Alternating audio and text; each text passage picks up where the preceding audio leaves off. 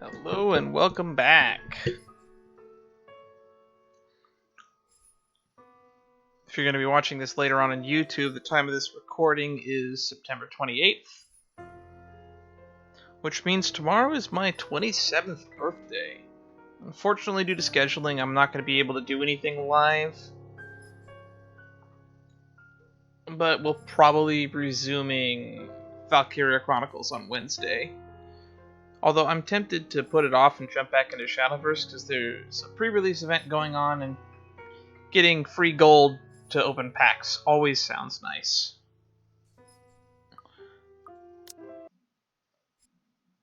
But without further ado, I think we need to resume.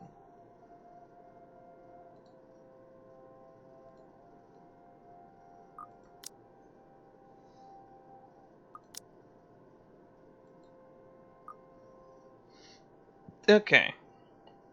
Sleep will be elusive tonight. Jumping to Friday. What happened on Friday, the 28th? Nothing in here yet.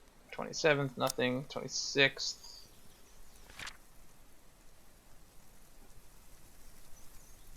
When was... Oh, that's the 24th, Monday.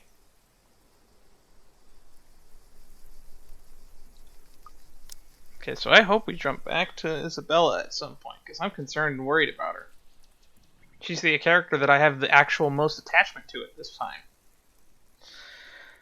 There isn't a single hide nor hair of him to be found, and trying to call him in his mobile is a bust. It only goes straight to his voicemail. That's twice in a row he's gone on me. For him to disappear today of all days is every bit upsetting because of what's to come. They keep talking in the past tense. The morning is once again filled with a whirlwind of activity. Fortunately, I am not more refreshed as I took a break from my responsibilities. I haven't the faintest clue where Luke was yesterday. Today is going to be a busy day, though unlike Wednesday, the master of the house isn't here right now, absent once again from his duties. Hopefully he'll be back in time for the party. This is our house, after all. A grand housewarming party for the wonderful Wright Mansion. Every person of importance in Luxembourg is invited. And there will be a few guests flying in as well. Of course, there will be some people from the media, along with friends and acquaintances who are made no less important, regardless of their status in society. Marianne and I discuss business and last-minute touches of the house before finalizing everything. Well, she's still alive on Friday. Wonder how Isabella's doing. And I wonder if Hannah watches the news and is aware that Rose is dead at this point. Not that there is much change from our original plans. Bar any huge additions to the property itself, the mansion is nearly 100% complete. You have certainly exceeded expectations, Marianne. Everything looks so marvelous, and in such a short time, too. I know, it's been like a week. Well, I can't take all of the credit. People have certainly been enthusiastic about the idea of working on the Wright mansion. There won't be any more problems unless Mr. Wright has any more objections about the second bedroom. Luke and I had a small tiff about making the second bedroom into a child's playroom, which I insisted is completely practical. In the end, he had to be acquiesced. I didn't give him any choice in the matter. I even bought this wonderful wooden crib from the antique store yesterday, including some toys. Just in case anyone brings their baby, of course. Besides, we have little need for actual guest rooms. We hardly have guests who spend the night. If we absolutely have to, we often choose to foot the bill for their visit on one of their hotels instead. Always at Luke's own insistence, but you're in the middle of town now. This mansion's like out of the way. It's not exactly something you can get away with. And on the off chance that we actually let someone stay, the bedroom in the opposite wing is still up to the task. Oh, no. We proceed with that room as planned. I already agreed to him having his greenhouse and his vineyard and his stables. He may as well let me have this one thing. No, I did not agree to him having the hell Darn, I was looking forward to the helipad. Alright then. Well, do we have any other concerns? Anything we need to put on our agenda before the party commences? Probably the wine cellar needs to be finished, but I'm assuming that's already done. No, I don't think so. Not unless Luke has anything else to say. Helipad, helipad, helipad. Is he around then? It'd be best if we can note down his requests right away, considering the scope of his usual ones. How hard can it be to install a helipad? All you gotta do is make a concrete slab, probably around, let's say, let's be generous and make it 50 by 50 feet. Paint it, and then you gotta get air clearance, which I'm assuming means you have to buy the air rights to the mansion, which I'm sure is not that hard of a thing to do for someone of their wealth and stature. Around? No. Where is he? Who knows where? I don't. No, he's not around. She didn't have to point out the obvious now, did she? After 7 long years, I'd already gotten used to him. I should be by now. Still not, apparently. But don't you have a party? I want nothing more than to complain, to whinge about how unfair this is. However, airing out one's dirty laundry is simply taboo among high society. Really? That's what helps us in lower society get by. Complaining about shit is what really makes my day. To do so will make you a ripe target for the next dinner party if you check. Did you hear about so-and-so? She was bad-mouthing her husband for not showing up to the last party. Vultures, the lot of them, really. Or most of them, at least. There are always good ones like Rochelle Lee. We still haven't met her. Met her husband. He seemed nice enough. But put your trust in the wrong person and you'll find yourself eagerly picked apart. Yes. But Luke's just being a sweetie, you see. Is he? That friend he's visiting, he's having marital problems and he's just trying to cheer him up. Perhaps I'm being a bit too rash, a bit too hot-headed in divulging details. But I thought myself clever, with a plan to dress it up as gossip. Marianne's raised brow makes me unsure whether she is interested or not. A raised brow usually discerns interest.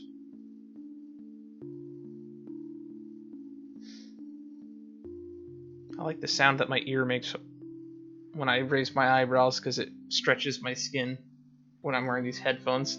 Makes a little sound with the fucking when this part moves. Earpiece. That's the term.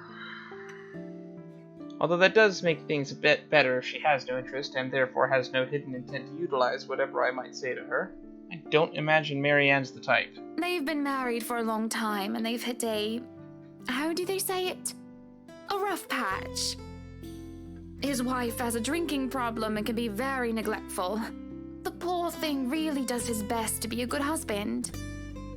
But it's never enough for her. Sometimes I think it's the years. Maybe it's been so long that they've lost that romantic spark. What do you think? You were asking for my personal opinion on the matter, ma'am? Do you want me to be honest, or... Be honest with Be me. honest with me, Marianne. I don't need someone to sugarcoat it. Nice. That went up a lot.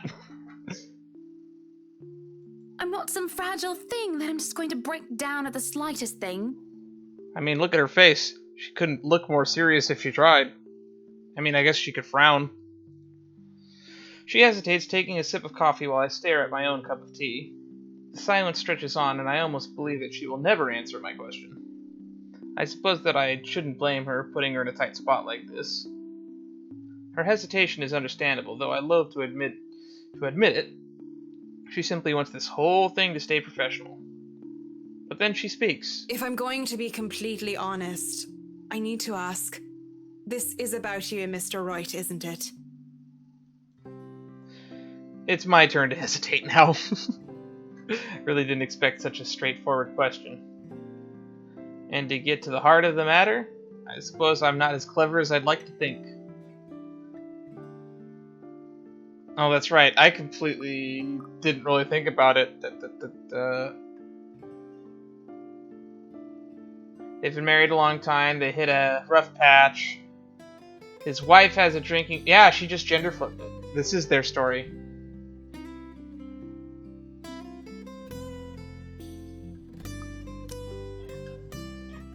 Okay. Or is it really that bad that an outsider can see our little marital troubles? Surely we aren't that obvious, are we? No, I'd say you are. We've put up... Although you veiled me. I claim to be smart, and I fell for that little ruse. But then again, I haven't really been following your story as closely as I could be. We've put up the act of a perfect couple for years, although it hadn't always been an act. Marianne is just more keen than the average person, of course. Yeah, I'll give her that much. It is a necessity to her career, and she's been working so closely with us. Yes, that's it. Suppose it is. What would you tell me? Then, I tell you it's none of my business. I tell you that I don't want to meddle. Well, a professional to the end.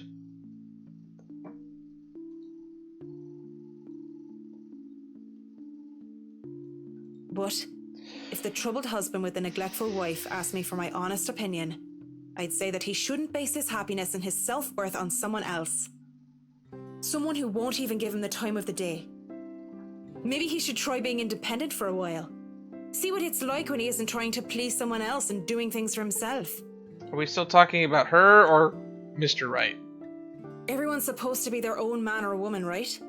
A bit of breathing room never hurt anyone. That's just my 2 pence worth, of course. So you're saying they should divorce? What? It's an option. Nothing as drastic as that. No, just some time apart. If they're afraid that it might lead to just that, then maybe that is what's meant to happen in the first place. We shouldn't let our fear control our lives. But it's just a short hiatus, is all. Yeah, some time apart can be good. Or, couples therapy? That is the alternative, and most people don't like that, but I am all for couples therapy.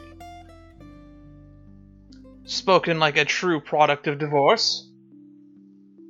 Look, I'm really not the best person to ask about relationships, so grain of salt and all that. She trails off, having said her piece, and then leaves nothing but the smell of coffee and Earl Grey between us. There is a calm despite the nature of what has just been discussed. To say that her words make me start to think it is an understatement. To say that I'm not considering her advice is a lie. And to say that this might just be a calm before the storm is a possibility. Others have had shorter marriages, yes, but plenty have celebrated long and happy ones as well. My own parents celebrated their choral anniversary before they passed away. Okay. That warrants a Google search.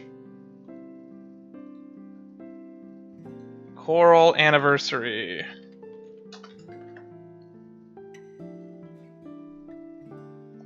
"35th wedding anniversary. Traditional gift is choral. 35-year marriage? That's pretty good. How long did my parents last? 17? Somewhere around that?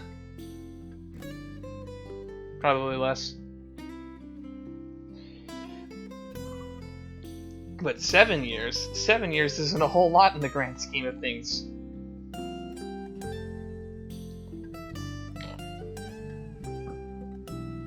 Isn't a whole lot of time to see what and where our relationship can bring us. And at the same time, 7 years... Well, it hasn't been entirely made up of unhappy years, has it? It won't last forever. It's not supposed to, anyway. 60-something% of marriages end in divorce. Then again, the alternatives are death,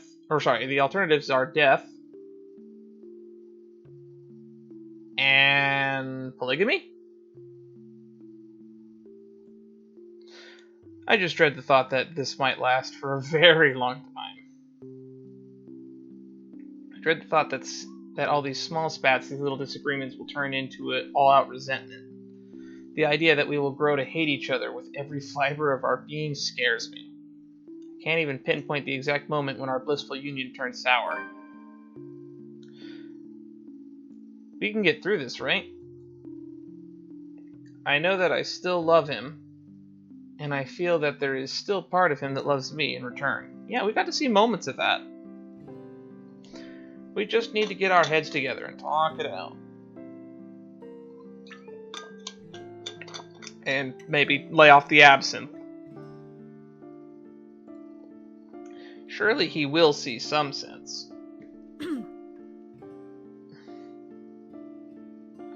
There's a cough before Marianne clears her throat. Must have been quiet for so long, and I move to apologize when she stands up. We both end up on our feet, unsure of how to proceed. Some sort of cold, awkward shuffle occurs as we decide whether to sit back down or not. I really should handle what's left of the work. You won't be attending the party? Oh, you really must, Marianne. I'll try to stay and chat. Maybe grab a few bites and a drink, but I can't be around for the entirety of the event. My apologies. She has a cat to take care of. Busy, busy, busy. You must stay a while. I'd love for you to meet some of my friends, and they're ever so excited to meet you. You need to say hello to the Lees, at least. If it wasn't for them, I'd never even heard of you. We'll see. So, if I can be excused? Certainly. You'll have to excuse me as well. I must attend to the party before any early birds arrive. Because, believe me, they will throw a fuss if things aren't ready, even when they're not supposed to be here until an hour later. Aren't early birds like me the worst? I don't give a fuss over it much stuff. I just show up early because I don't want to be late.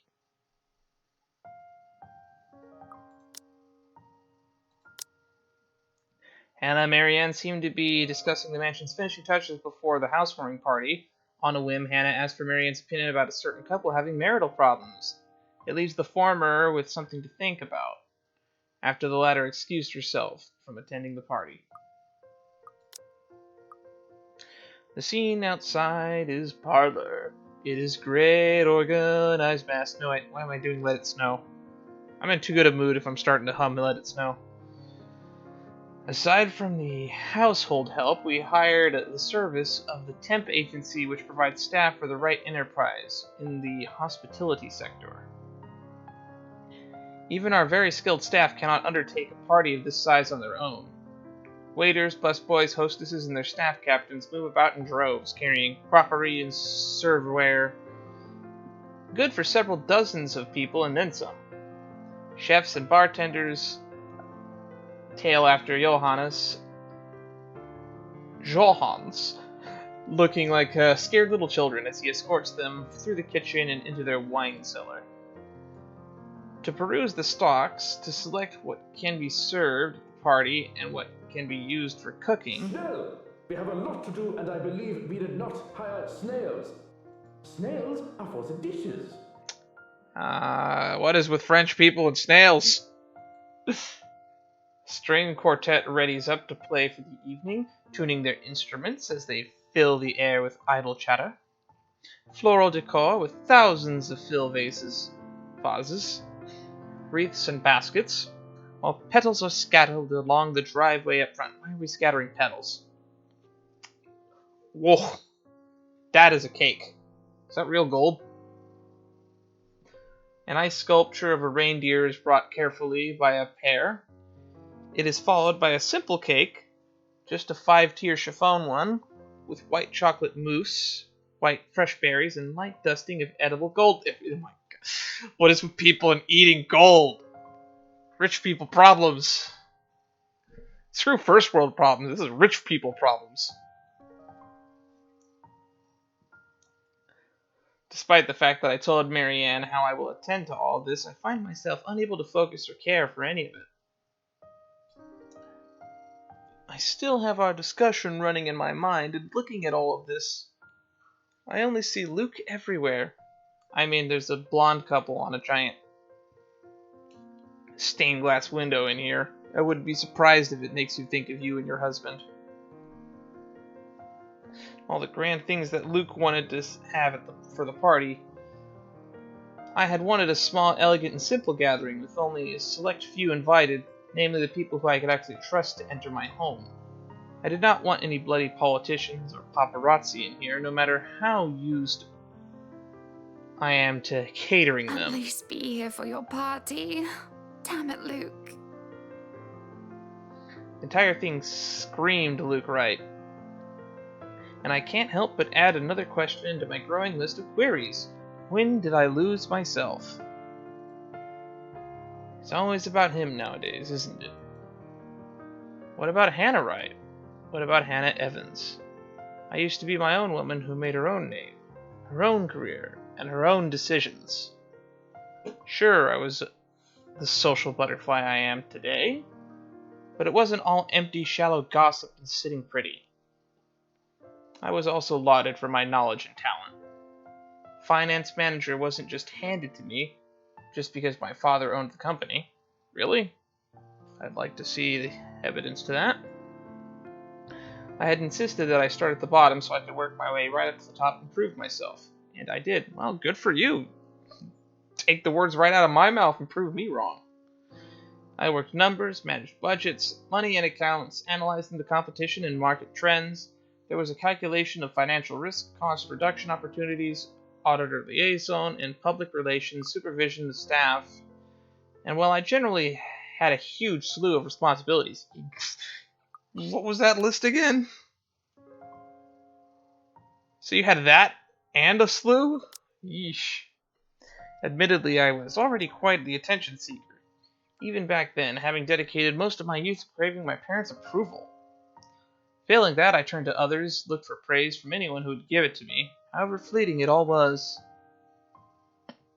And Luke, oh Luke, the way he looked at me, the way he watched me, and took a genuine interest. He had me disgustingly obsessed since day one, hasn't he? He saw me for me, Hannah Evans, and with both my faults and my achievements. The man didn't treat me like some damsel in distress or some prize to be won. I remember the nights before we were married, where we talked about everything and anything. From big things like business, society, and philosophy to little things like what we had for breakfast or whether we liked cats or dogs more. We had one of those conversations yet last time we played this. We both prefer dogs. Nowadays, I'm just Luke Wright's wife. It's mostly my fault, isn't it? They told me that husbands preferred wives who are docile and subordinate. Women who'll always be there for him, yet would never outshine him in all aspects except beauty. Boy, when does this take place again? A wife needs to be home. And it's in the date book, isn't it?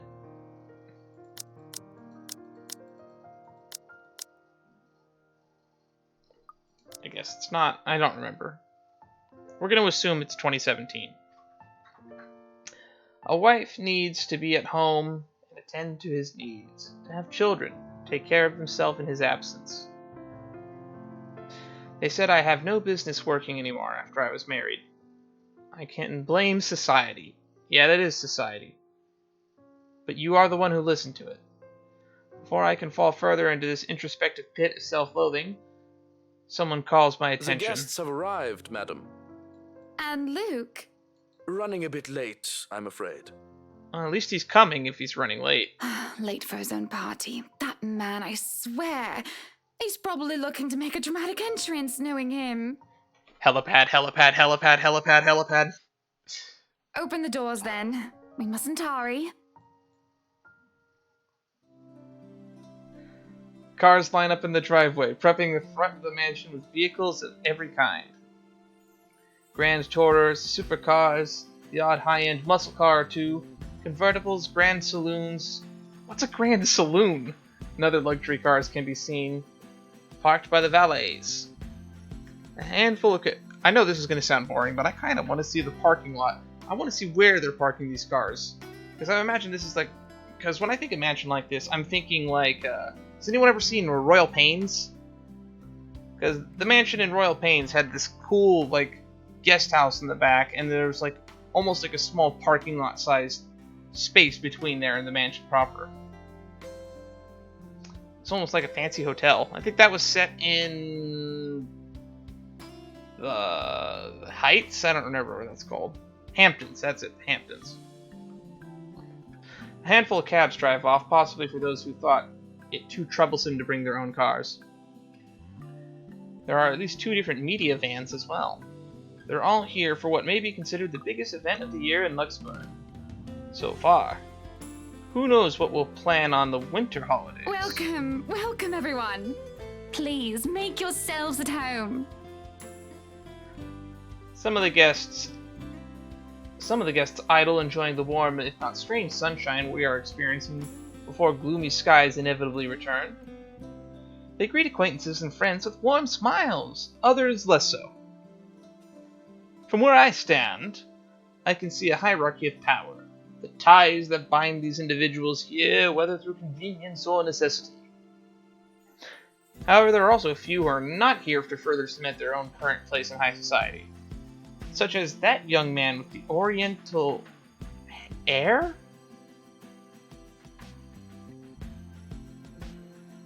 Ignorant of the looks he receives from the women and men alike. What is he doing Be here? careful with Shirley, alright?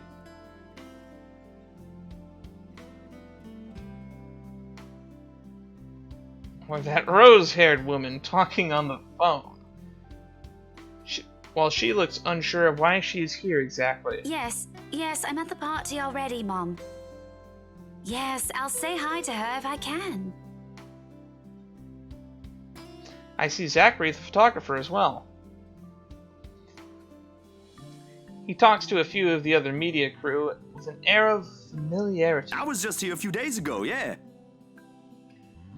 And the inside is huge, but the staff are pretty helpful if you get lost. I had invited Father Norman, too. It's the least I can do after he blessed the mansion on my request, aside from my small donation to the church, of course. So the house has been blessed.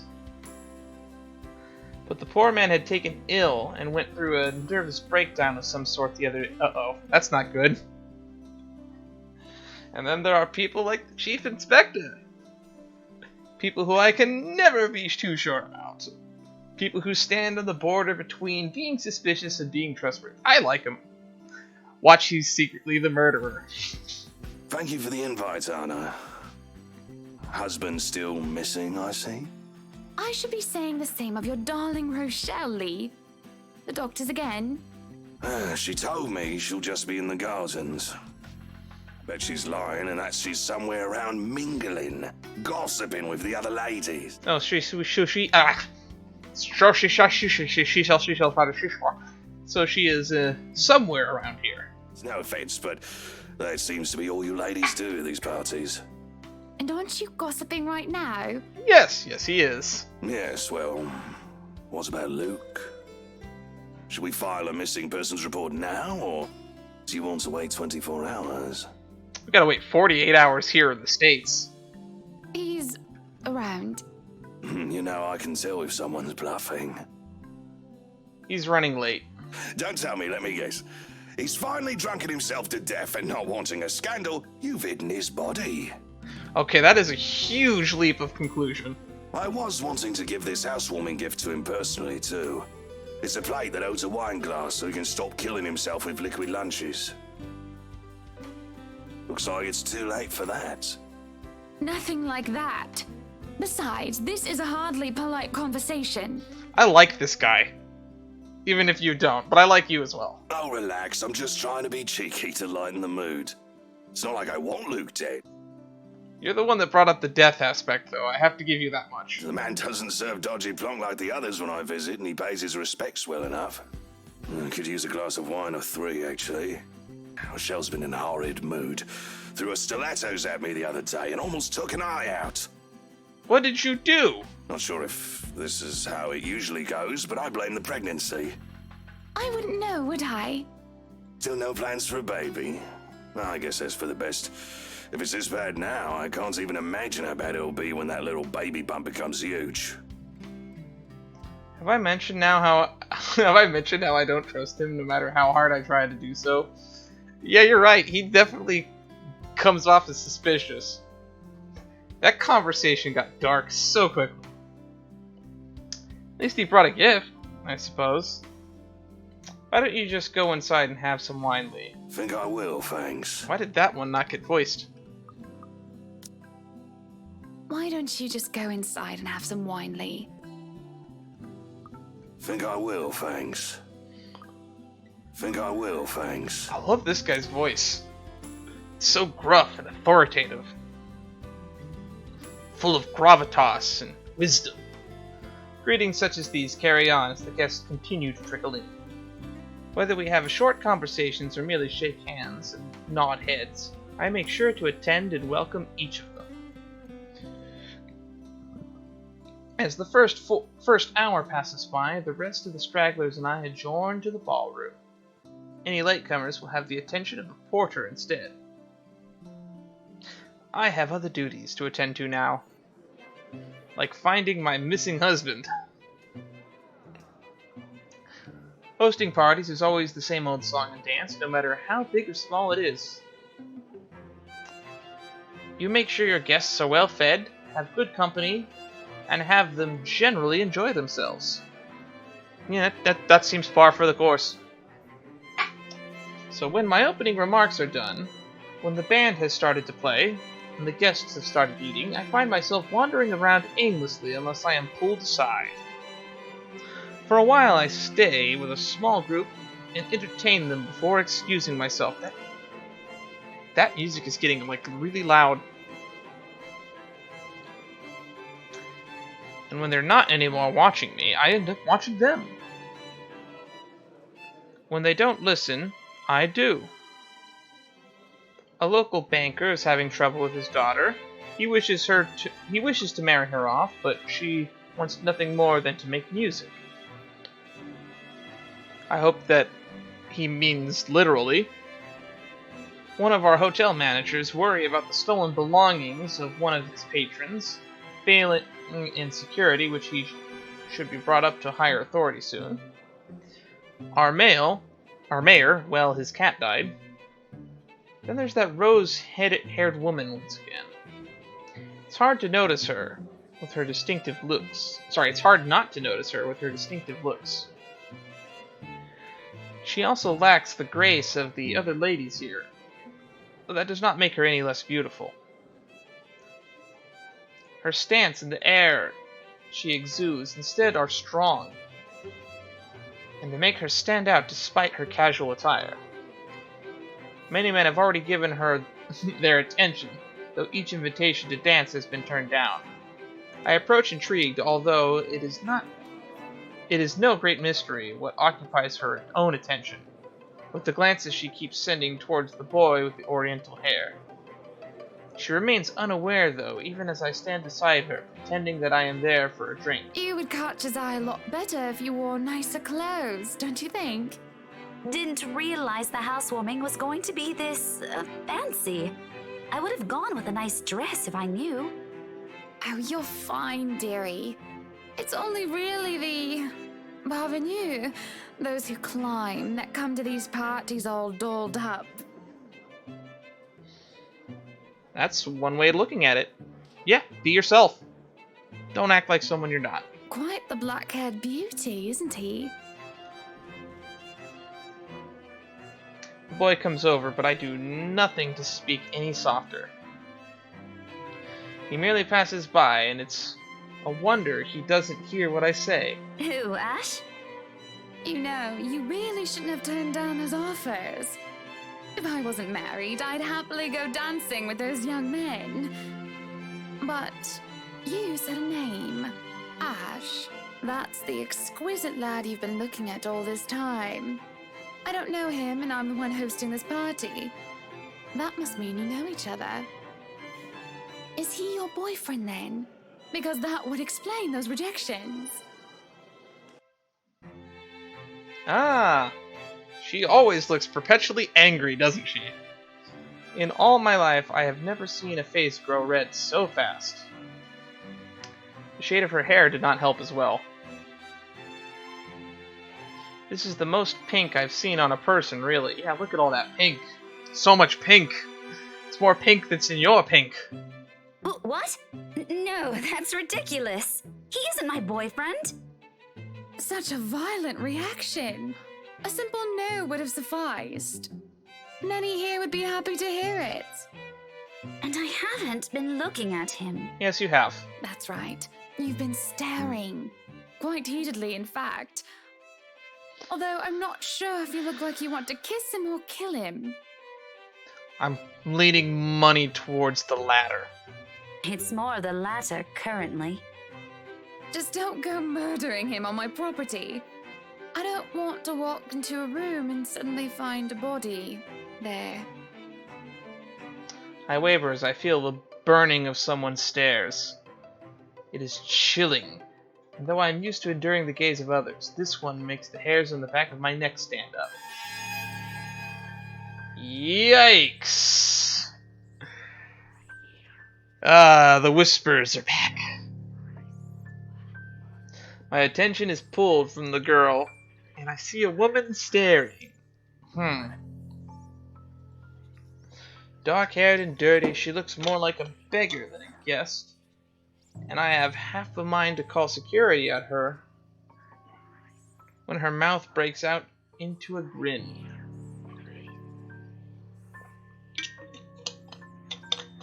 I hope that priest is okay.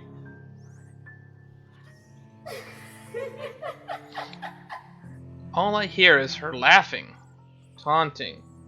Her stare makes my blood run cold. She looks at me like I am nothing but a pig to slaughter for her amusement. It makes my hand shake and I nearly drop my drink.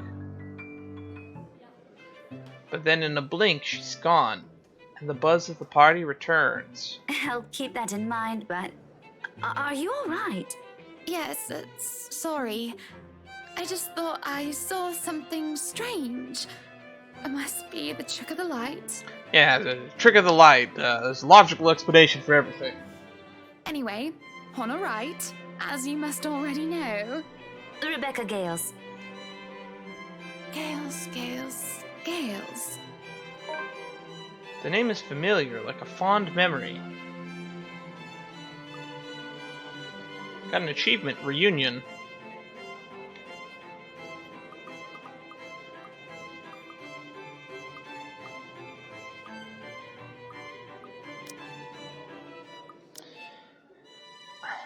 I recall a kind lady, a private tutor who treated me like her own daughter when I was young.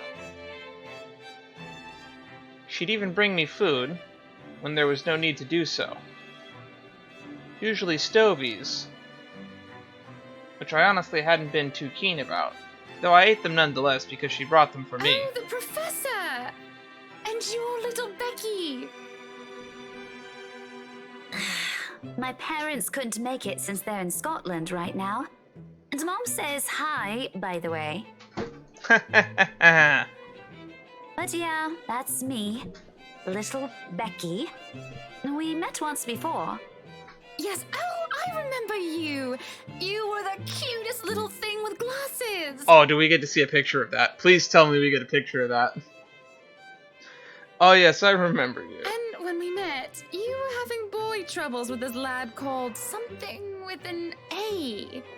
Oh no, it goes back, that's right. What was it again? Aaron, Alan, Adele, Albert, Alexander, Andrew? Ashton. The more I list off names, the more red and more quiet Becky gets. She starts to look a bit miserable as her body language shows discomfort and stiffness. Perhaps I have triggered a horrid childhood memory. Surely I hadn't been mean when she visited her with her mother. I don't quite remember all of it. Ashton! Ash! That man is that boy! The same one. Oh, goodness me, after all these years! I can see why, though. He's quite dashing. You don't really need to announce it to everyone within earshot, you know? keep it down. I'm so sorry, but it really is cute. It is. Love triangles. I love love triangles. I know they're played out in tropey, but it's just simple. And it makes sense. You can relate. This is a nice party, Miss Wright. Please, Anna's fine. We're friends of a sort, aren't we? We must be friends, seeing as I know about your little infatuation, Becky. Don't you worry, dearie. You'll have your happy ending yet. I'm not too concerned about that, am I? That's not what I'm looking for. Oh? And what makes you think that? Doesn't everybody want their happy ending? The idea of happy endings sounds like they're just for fairy tales. I mean, it could be worse. What was that anime Gamers where it was like a love tetrahedron? It got so complicated so fast. And they are, sorta. I don't think you can just sit around, trapped in some tower and hope for the best. If you love them, you have to fight for it, right? You're not just going to sit there and hope that everything will just fix itself on its own. Like everything, you have to work at it. But what do I know? You actually just missed we had like a little moment where the ghost chick showed up a bit ago, Matt. There's a grimace, although she starts to relax around my presence. How long has it been since we met as children? Certainly a long time. She was tiny back then, if I recall correctly. I'm sure the daughter of the two greatest professors I've ever known is smart enough to know what she's talking about. But have you told him how you feel? And it's been what? 20 years? 17, actually. That's practically 20 years. But no, not yet. He can be a bit dense. That being said, 17 years ago, I was almost 10.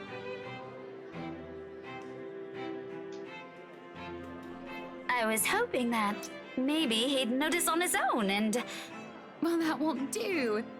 What if you two become husband and wife? He's not to be dense when he's sworn himself to another person.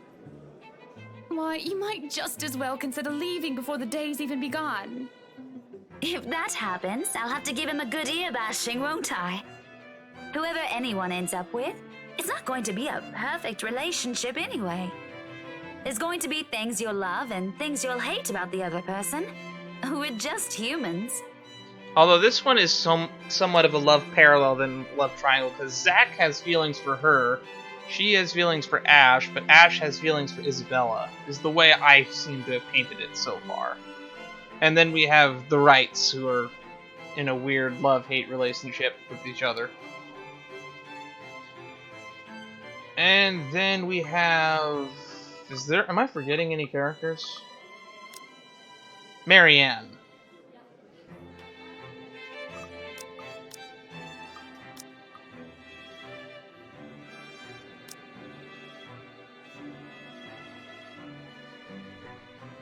Man, you do not have a very good opinion of Isabella for some reason.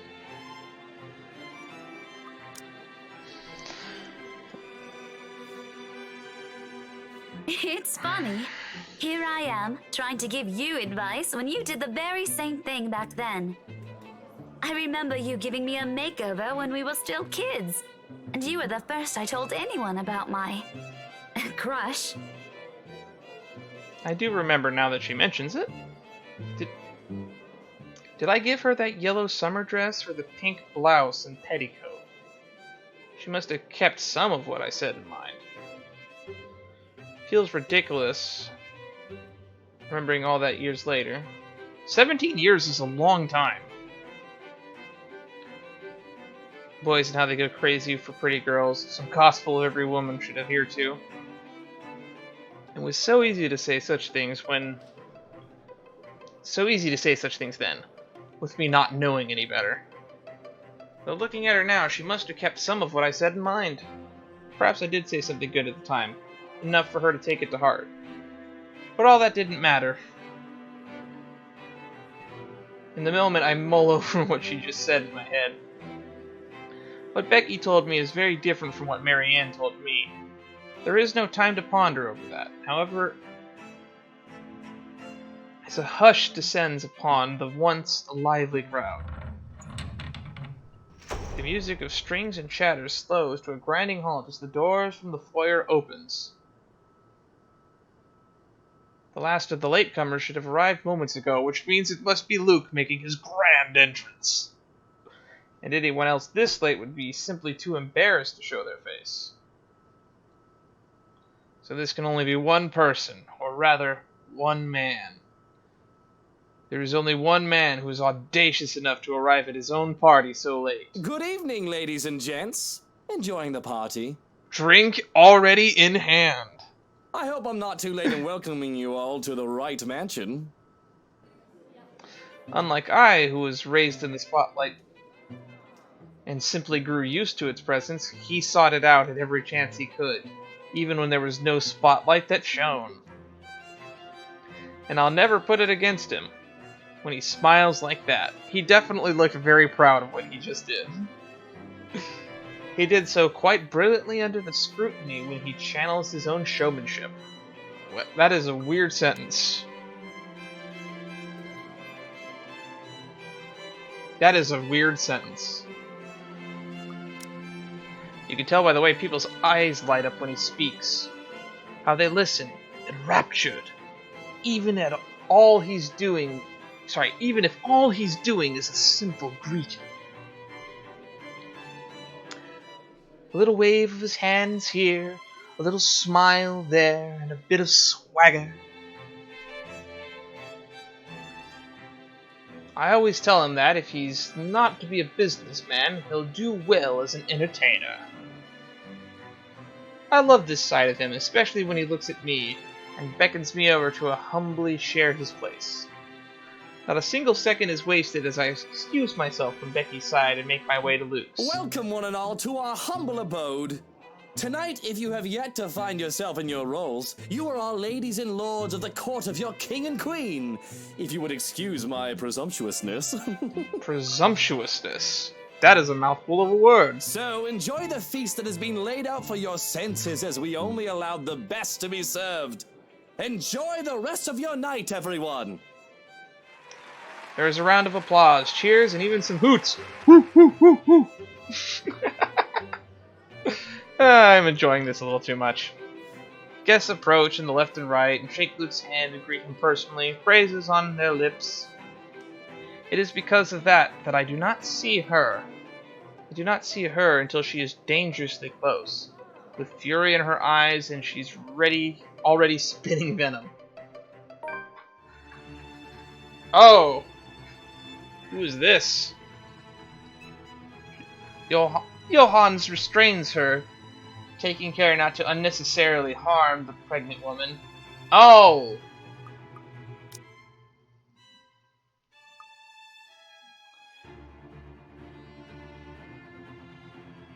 The Wright Mansion officially opened its doors with a grand housewarming feast. Zachary Steele, Ashton Frey, Rebecca Gales were seen attending.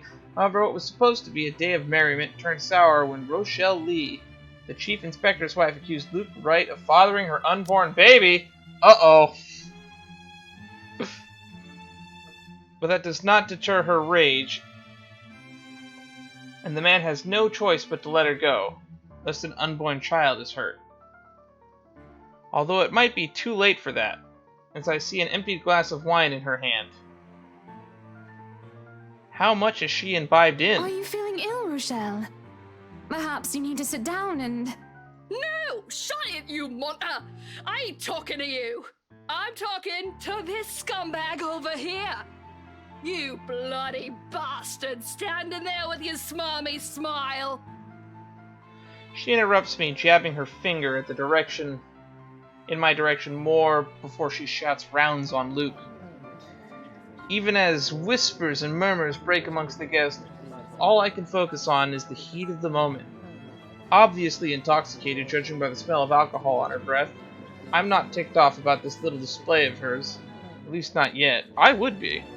She's pregnant and drinking. I'd be fucking livid. Such disrespect. to the process of the miracle of birth. I am absolutely pissed by the fact that she'd endanger her own baby by drinking. Thank you. There is a considerable amount of restraint and grace that I must exercise while I wait for her tantrum to subside. I keep patient, if tight, smile on my face. Luke's expression, on the other hand, is indecipherable. Watch your tongue! You're on thin ice, Rochelle. We were already told that they hate each other. Where's your husband? Who even invited you? I did. And I told you with great emphasis not to. Now we have a drunk, hormonal, pregnant woman causing a stir. What is even going on? I'm just about to ask the exact same I thing. don't know. But Rochelle, do calm down before you hurt yourself. Look at her eyes, they're jostling, I just noticed. I can't understand a word you're saying. Where is that husband of yours? He was here. Lee! Collect your wife right now! Don't you fucking talk like I'm not here and you're not responsible, you ass! You told me that I should wait for you in the gardens. Excuse me. What is this nonsense you're going on about? Crazy talk. That's all it is. Just completely and utterly mad. Has anyone seen the Chief Inspector? I am pregnant with your little bastard. You promised me you'll take responsibility. God damn it, Luke. I finally got you to talk to me after months of silence, and you do this to me. What? That's all I had to say. I thought they hated each other. This is the first time we meet her, and it's like already weird. What do you mean you're pregnant with? Luke, is this true? Lies and slander, woman! Security! Johans, take her out of here before she makes an even bigger fool of herself! No, you do not do this to me. As much as I don't want to take Luke's side here, she is drunk and murdering a child almost at this point. So she's not exactly the most credible of people that we've met at this point in the story. I was so ready to leave my stupid oaf of a husband. I told you to leave that damn wife of yours. Look at her. Does she look like she wants a baby? Yes, actually. Does she look like she could take care of a baby? Yes, actually. It is now that Johans returns with security along with a concerned-looking Officer Lee. They surround her and move to escort the hysterical woman. Judging by his pale face, he has heard the whole thing, and I feel nothing but pity for the man. Me too. I'm so sorry for her behavior. She's been under a lot of stress. And the alcohol. Talking nonsense, that's all it is. You're not allowed to drink because of the baby, Shelley. What are you thinking? Nothing to see here, people. Move along. Is there really nothing here but ramblings of a drunk? It's definitely gonna make things awkward. This marriage was already on thin ice. That is not what this marriage needs right now. Yes, that's right. There's no way that what Rochelle says is the truth. What she says doesn't match up. I know Luke. If such a scandalous meeting are to be arranged, he won't do it in such an exposed place, especially not near his precious flowers. I think that was a typo. It probably meant to say followers. Or admirers. And he definitely won't promise responsibility over a child, unless it can't be helped. Besides, Luke will never go so far as to sleep with another woman, right? We don't know that enough about Luke is the problem. I want to take Luke's side in this, but yeah, I'm going to take Luke's side in this until I see evidence to the contrary. I'm not going to take I'm not going to listen to the drunken ramblings of a pregnant woman. It just doesn't seem credible. Even the husband is concerned to the point where he doesn't think it's credible. So we'll consider Luke to be in the right here, at least until proven otherwise. Okay, fine. Who am I kidding? If I am to be completely honest with myself, he might cheat.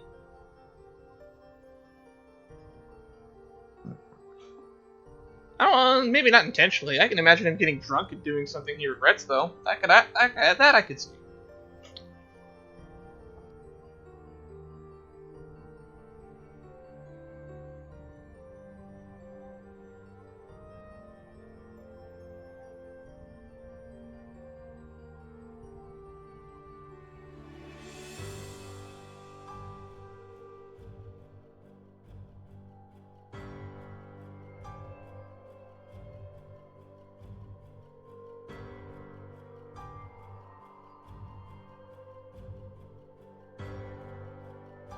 Where was I? Ah! Hannah is sharing my thoughts. With a bit of temptation and a bit of alcohol, he just might. And it doesn't hurt. And doesn't that just make my blood boil? To even think of the slightest possibility of infidelity. Lee isn't too far off when he's told me how Luke still acted like some young hotshot bachelor.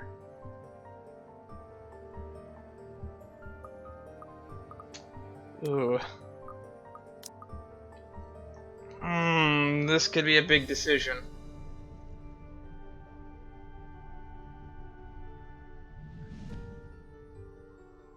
I need to work for my happy ending.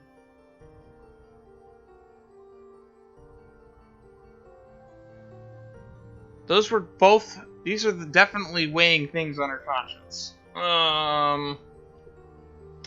Perhaps a break is needed. I need to work for my happy ending.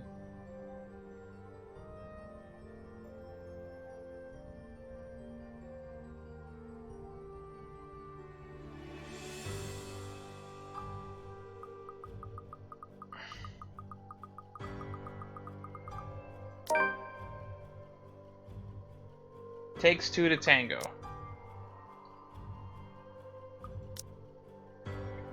Becky's words are still fresh in my mind.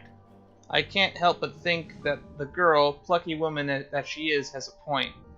If I love Luke, I have to fight for him, don't I?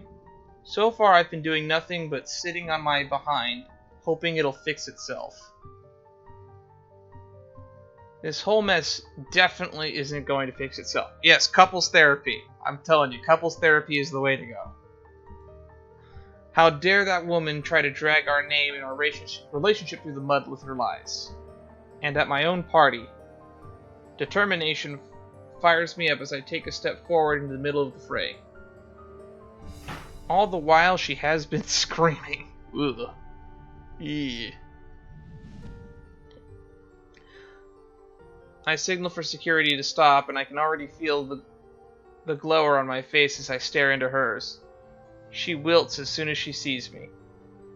She starts to grow anxious, and her protests die down. I can see her as a haughty, angry. I can see it as her haughty, angry expression turns into horrified realization. Rightfully so, she should be scared. What is that thing they say again? Never wake a sleeping dragon? Let sleeping dogs lie is the expression that I'm more familiar with. But I've heard never wake a sleeping dragon. They often think that Luke is the one in charge, that he is the one who is to be feared and appeased. They think me only as the pretty wife. They forget that I am just as capable, just as worthy of respect. I invite you, my friend, into my house on a day of merriment. And you insult my name and accuse my husband of infidelity. What have I ever done to make you treat us with such disrespect? You are no longer welcome in any of our estates, our properties, and our businesses. And we will no longer patronize yours. Ouch. Now, escort the girl and make sure she isn't standing even an inch within our grounds. She looks devastated. Reasonable. This does make her into a pariah, doesn't it? I should feel concerned, but I can't find even an inkling of mercy within me. I don't know what her plan was. I don't know what she wanted to make out of this. The money, Luke, doesn't matter what she wanted. You won't show your face to me ever again if you know what is good for you, Rochelle. Take her away. The tension is thick in the air, and the silence that embraces the room is so set that one can practically hear a pin drop. Whew! I wasn't expecting it to get that heated in here. Someone turn on the AC. There are worried and almost fearful glances from some of the guests, but they all know that this is well within my right. She is the one who started this whole dilemma. It just so happens that I'm the one ending it. As long as everyone hold their tongue and don't interfere, none of the consequences matter to me. Especially when my darling looks at me with a different shine in his eyes. It almost seems as if he's proud of what I have done, and that spurs me on more than anything. Nonetheless, I still act upset, because this does not change what has just happened. He still has a lot to answer to. Okay, we aren't going to drop it, thank goodness. But that was a drastic reaction that I'm surprised she took. Because even if the woman is lying, there's always an inkling of truth in every lie. So when I turn on him to say that the shock he displays brings me gratification is an understatement. Of course, there is no reason to make a husband and wife spat into a public spectacle. Some privacy will generate at least a number of headaches and complications. Everyone is still far too busy in the ballroom, and most of the staff is still in the kitchen. A sharp glance at anyone who will go through the doors is all it takes to make them retreat. Yipes. And the most private we can get without dragging Luke all the way into our bedroom is the foyer. And you? We are going to talk about this, Lucille Mitchell-Wright. His name is Lucille? Not now, but we will talk about this. Right! I swear that is not my child, no matter what that woman says. Hannah, darling, you believe me, don't you? I believe you, but I'm gonna put that belief on like maybe 60 to 70%. It's passing grade though. I believe that it isn't your child. But you never said that you did not cheat on me with her. Ooh, that is a good point. We'll have a talk about that tomorrow, among other things. What for? What other things? About us, Luke. This isn't right, this doubting each other and not talking. That's why we'll talk. If anyone needs me, I'll be in our room. I'm in no mood to be talking with anyone about anything, especially nosy baggers who have no business with any of it. Should I be worried? Scared? Because you know threats do not work with me, Hannah. None of those. You should know I'm not your enemy, Luke. I just need... Time. I need rest. That's all. That too. Of course, you must be so tired. You've earned some peace. I'll take over the party from here. Good night, love. Good night, Buttercup. Sometimes I forget leaving Luke to handle the party is a horrible idea. Especially after that spectacle.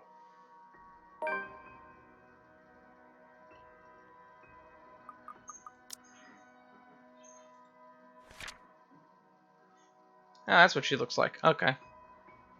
In the aftermath of Rochelle's accusation, Hannah banned her former friend from setting foot in any of their properties. She was then seen dragging her husband all the way to the mansion's foyer in order to set things straight with him.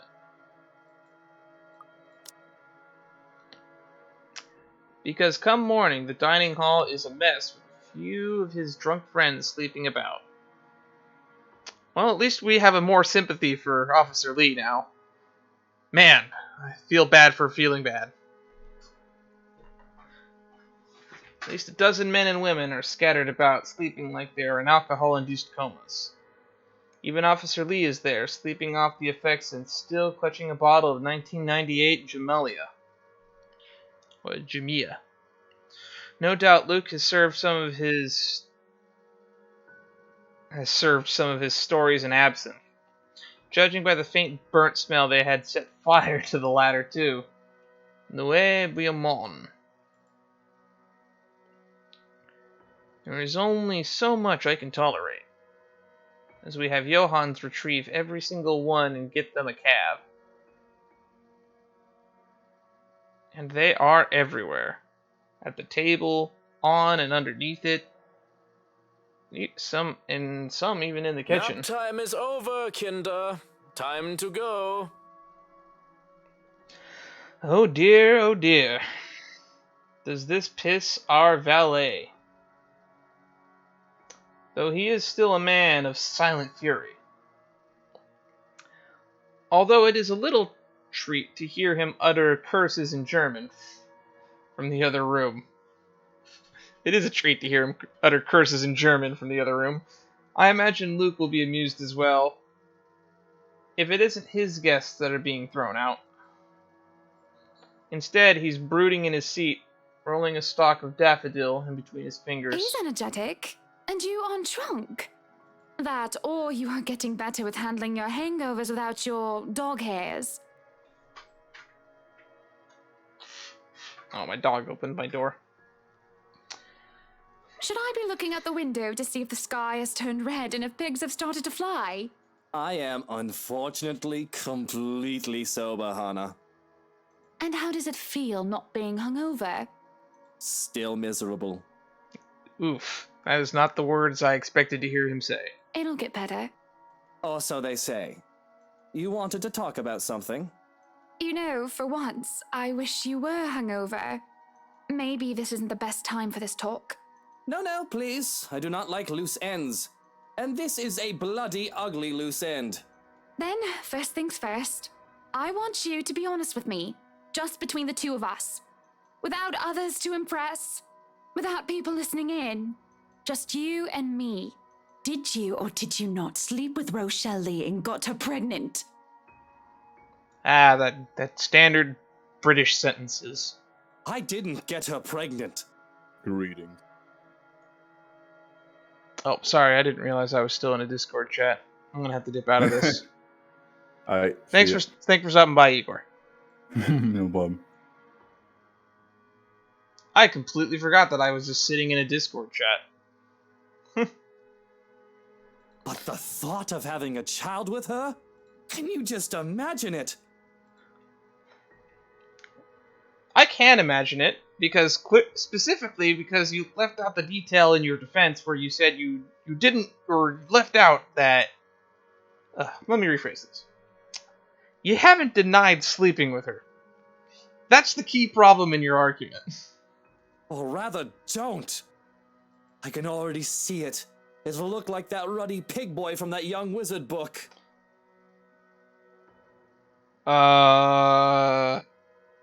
Is he talking about Harry Potter, and which character, if so?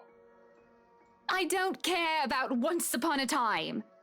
What I'm asking is if you were with her the other night during my party. Oh, that's right.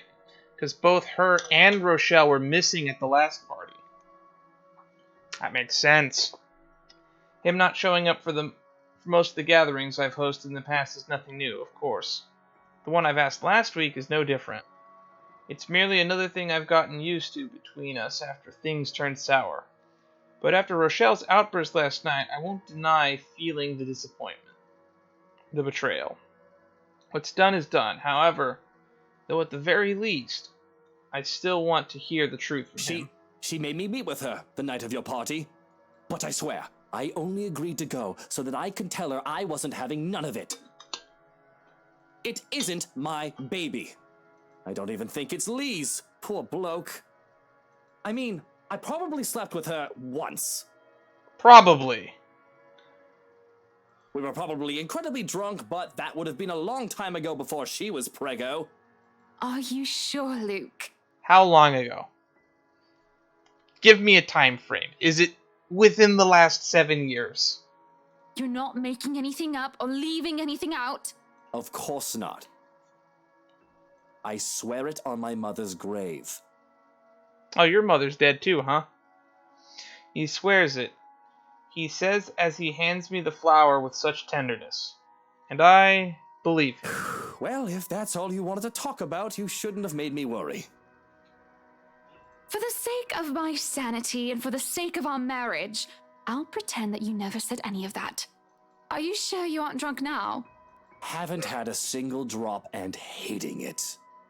I mean, you had a wine glass last night. Would you like something to drink? Because I'm not done. I have something else to tell you. No thanks, maybe I will after this little talk you wanted to have. I already told you, and you already said you believe me that the brat isn't my child. I already spilled that I might have had drunken sex with her once, and you wish to wipe that off your memory. So do we have anything else to talk about? Because have at it. I'm all ears. I'm pregnant. That would be the only thing that I feel that would make this any worse. You're pretty miffed for someone who just admitted to his wife that he's cheated. Yep. And you're stalling. I can tell that incident has you shaken up. There's a murderer in the house. So why don't you just spit it out and get this all over with? I'm pregnant. Fuck! I hate being right. What? Again? God damn it! Why did I call that? You heard me. You've got to be kidding, right?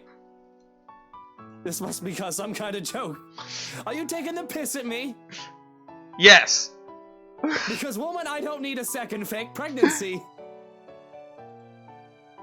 Instead of answering, however, I stay silent and let the matter of the fact sink into his head. Oh, look at his face. His face heats up for a moment before he goes pale. He raises his hand and hopefully asking for a drink. But the morning step is still busier than the last of his inebriated companions. Next line is I'm infertile. Okay, Matt, let's see if that comes out. And he doesn't even bother to bark out orders, as if he's lost his very voice. Actually, he looks like he's on the verge of hyperventilating. This is Anna. Anna, darling. I need some air. Do rich people have paper bags? Is that a thing? How long have you been? 3 months. 3? When I said she looks like the kind of person that would want to have kids, I wasn't joking. And the twins. Although we don't know yet if they're a boy or a girl or... Twins? Or both. Good God! Now I'm gonna hyperventilate. Twins. I'm going to be a father to 2 tiny babies. Breathe, Luke. Breathe. I think he's gonna need that drink now. Goodness, Luke, I'm the one who's pregnant here, not you. No, don't touch me! Stay away! Oh, Officer Lee's here. A scream cuts off my amusement, and without looking, Luke and I rush to the foyer. Oh, when did we get to, like, this weird main menu music from a Call of Duty game? There stands a crazed-looking Chief Inspector, thrashing about as he tries to make up the stairs, but Johans holds him back. I got money on the kids having dark skin. Anna confronted Luke regarding last night's drama. He confessed that he slept with Rochelle, but insisted that he's not the father of her child. Accepting his apology, Hannah informed him that she's 3 months pregnant. Their talk was interrupted when a crazed Officer Lee refused to leave the mansion, and screaming about helping a crying woman. Oh no. He stands a crazed... What is going on here? Und tschüss. All the Schweinehunde must leave, including you, Chef Inspector. This one is very problematic and will not... Oh, I should have actually guessed, because the music only gets serious when something fuckhole is bad is about to happen. Or Crazy Lady appears again. Which I'm guessing this one is the latter. No, you can't make me leave. I need to stay here for her. I need to help her. Oh, Rochelle? She's probably already at home, dearie. Or she might have already gone and skipped town. Who knows? Oh, for the love of... There's no point talking logic in him. Lee, go home. You're drunk. Can't you hear her crying? She was crying, just weeping and in so much pain last night. I couldn't help her. Drunk, sobbing bastard that I am. But my help. She needs my help. Tell your fucking stupid lapdog to let go of me, Luke! Or I'm gonna knock him down and I'm gonna knock the two of you down too! Language! I've already dealt with your wife, so don't make me deal with you, Lee. This is just poor timing. Oh, I swear, Al.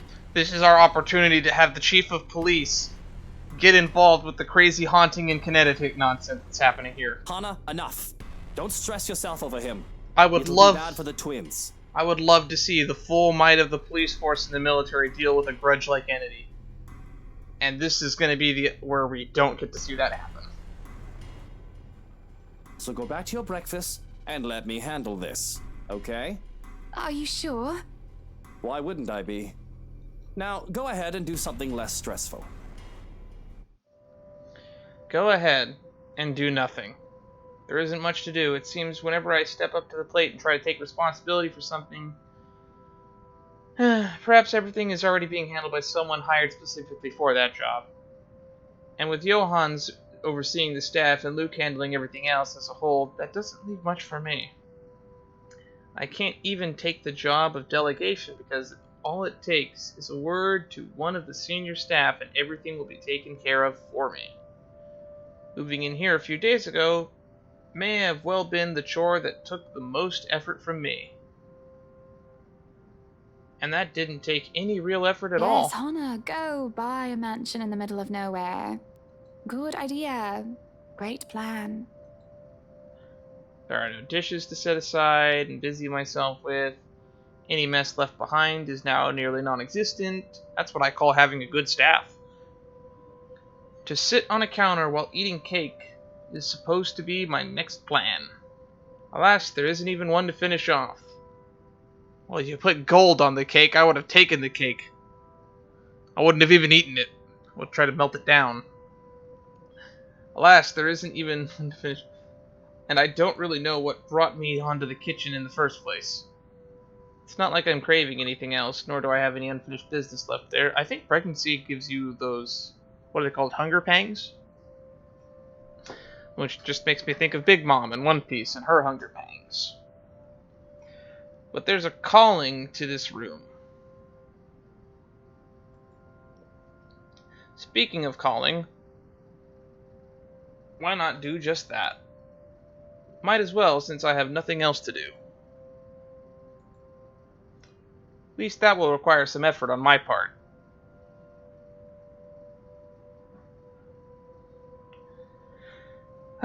With how cut off from the rest of Luxborn the mansion is, and with how long it was abandoned before we moved in, having a landline is out of the question.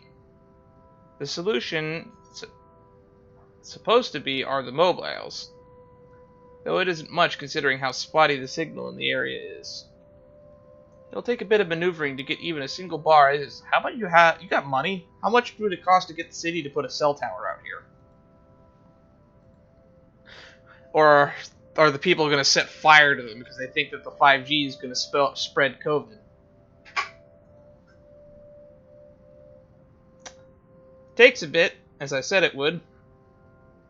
I have to park my rear on one of the cold drawers, but it suits me just fine.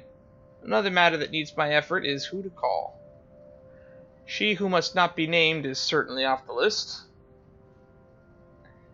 That doesn't leave much in the category of close friends who attend the party, along with the category of who else is awake at this early hour.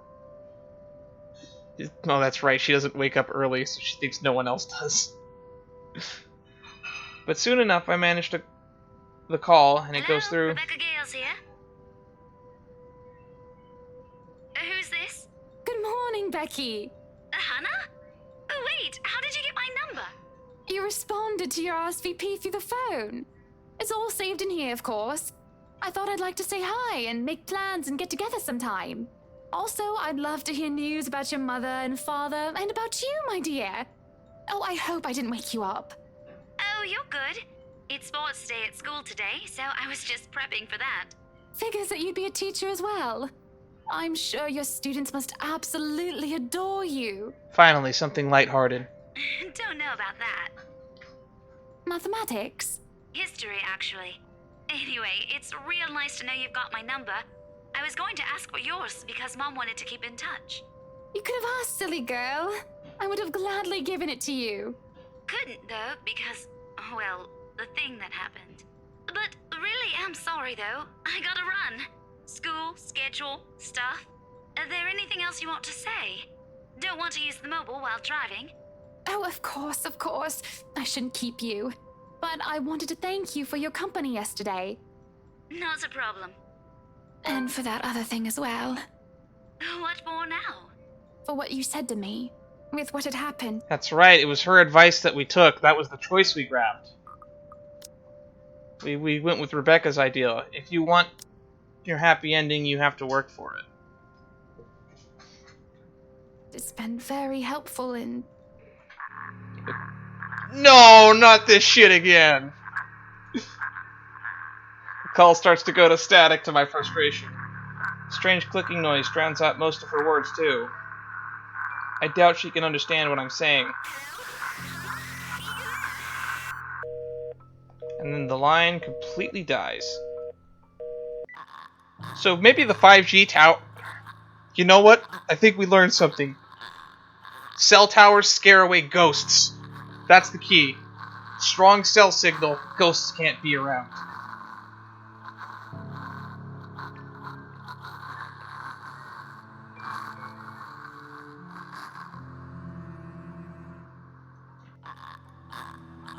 Ugh. I can feel a headache coming along. It's just building up, starting from a light throbbing, one on the side of my head. The static is gone, that helps a lot. But there's still that incessant, horrible clicking. Again and again and again. Which doesn't make sense. The mobile's turned off, isn't it?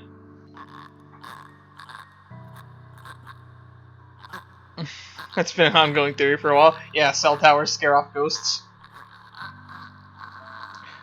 Evil spirit, go away. Evil spirit, go away. Wi Fi di Sao. If it isn't coming from the phone, then where? Looking about, I can't help but let my eyes be drawn to the hatch leading to the wine cellar once more. When the clicking stops and I can hear that crying, that familiar crying from before. What happened the other day when I was told that nobody should have been down there? I tried to forget about it because it unsettled me so. One can hardly do that when I'm looking at the very thing I'm trying to forget. Okay, we're gonna read that later.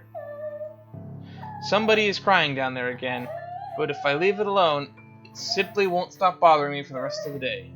They might have forgotten to lock it, with the party going This on. again? If somebody is pulling my leg, I will not be happy. Yes, however, this, coupled with the police officer saying there's a crying woman, is being dismissed.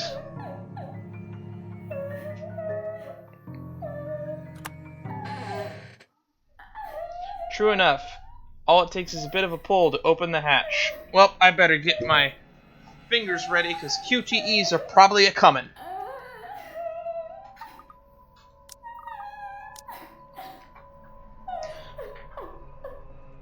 Bit of a pull to open the hatch. As I look down into the cellar, I sense uneasiness washes over me. It isn't just the sudden onset of vertigo and nausea, but also the darkness. It's suffocating. And as I look down, it feels as if it's looking back at me.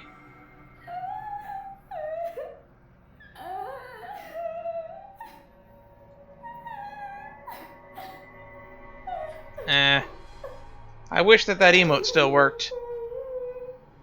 I don't think it does. We're gonna paranoid save. It'll take a couple days, but I did make a new emote based off of that one. It might get approved at some point or another. I worry that something will suddenly pull me into the deep. Gaze ye not into the basement, lest the basement gaze into you. The cries from down beneath, the shrieks that start echoing in my head, the high and shrill like nails being dragged across a cockboard. Oh my god, that's annoyingly sounding. They're all screaming, shouting at me. I can just feel her rage. Help me. She wants to drown me, drag me down and crush me. In the very depths of darkness until nothing is left of me. The deep abyss waits for me, for my death. They're all calling for it. This is a nightmare. There's a rope around my neck. I can feel the rest of me being torn apart. And they're all still screaming. I'm screaming, though it's not the voice that escapes my lips. It claws through, climbing up and forcing its way up my throat like a putrid bile. I choke, I gag, yet I scream and shriek all at the same time. And I'm me, but not me.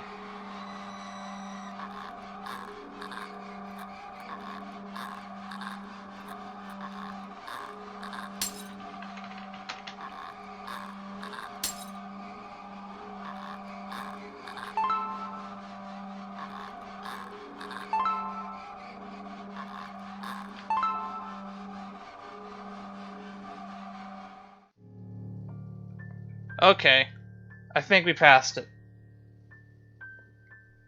It pushes me down to my knees before I'm prone and vulnerable on my stomach. It makes me tumble, and I can just feel my whole body seizing, writhing on the floor. Everything and nothing hurts. It feels like I'm on the verge of death. And if I'm not dying, I nearly wish I actually am. What is going on in there? Why are you? Brains. Seeing Luke, something snaps back, and I'm able to take a gasp of air on my own volition for the first time in what felt like centuries. I would have rejoiced and cried for his name if the pain did not still rack my body. Instead, all I can do is stare listlessly as he comes to my side and lifts me. In safe hands, achievement unlocked. All I can do is stare listlessly as he comes to my side and lifts me up, cradling me in his arms. He tries to get me to my feet and perhaps to take me out of here. But all he's able to do is just get me to sit, make sure I'm not thrashing on the floor. I can still feel my muscles spasm, limbs jerking, like puppets on a string. Luke holds me tight and keeps me still, so that I do not hurt myself anymore. Whatever it is that happened, it has my mind feeling frayed and battered. Eventually the pain dies down to a dull ache, and my own tongue stops feeling like cotton. Ugh, I hate it when your tongue feels like cotton. Yeah. It's only now that I can feel the wetness on my cheeks, tears streaking down my face. A coughing racks my bodies now that I don't feel like choking. And it just feels so horrible. But I don't care. I don't care. Please. What happened here? Who did this to you? I don't know. I'm so sorry. Get Inspector Lee's ass back in here. We need someone brave and stupid to venture into the dark basement. Shh, it's all right. You're safe now, Hana. You're safe now.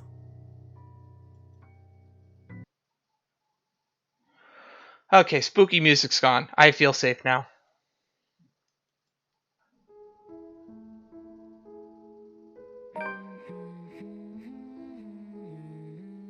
And we'll end it there.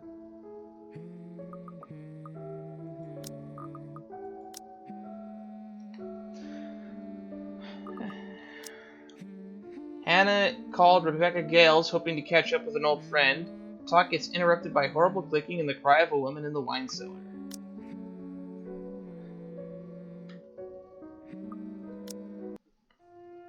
I feel like that's a good stopping point before we move on. I'm going to be playing as Zack next, it looks like, and that gives me something to look forward to. So I guess happy early birthday wishes to myself, and I will probably see you all in the next stream, which will be either Valkyria Chronicles, probably Valkyria Chronicles on Wednesday. Until next time, bye-bye. This game's too spoopy.